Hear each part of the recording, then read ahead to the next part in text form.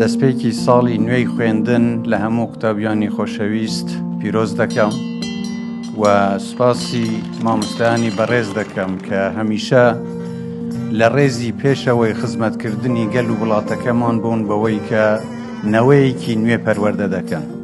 هیوادارم ئەم ساڵ ساڵی ئارامی و سەرکەوتن و خۆشی بێ بۆ هەموو قوتابیان و لە ئێستاوە ئارەزووی سەرکەوتن بۆ هەموو قوتابیانی خۆشەویست لەم قوتابخانە و لە سەرتاسەری کوردستان دەکەم.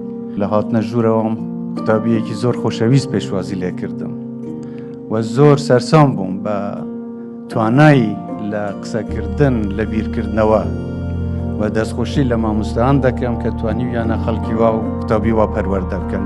زۆر خۆشحاڵم کە ئێستا سەردانی ئەم قوتابخانەیە دەکەم کە بە ناوی قوتابخانەی نەجیبەخانی جەلیزادە کراوە کە کچی مامۆستای گەورە مەلای گەورەی کۆیە کە پێش 100 ساڵ وەکو یەکەم کچ بۆ قوتابخانەیەکی تێکەڵاو نێردرا کە لەو سەردەمە بابەتی جیاوازی ڕەگەزی نەک تەنیا لە کوردستان لەسەر ئاستی دنیا شتێکی زۆر دیار بوو، بەڵام بەناردنی نەجیبەخان بۆ قوتابخانەی تێکەڵاو سەردەمێکی نوێی دەست پێ کرد.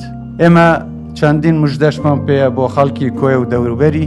یەکێک لەو موژدانەوەیە کە ئینشاءڵڵا لە چەند ڕۆژی داهاتوو دەست بە دروستکردنی جوتسایدی هەولێر کۆیە دەکەین کە ئەمە خواستێکی دێرینی خەڵکی کۆیە و هەولێر بووە.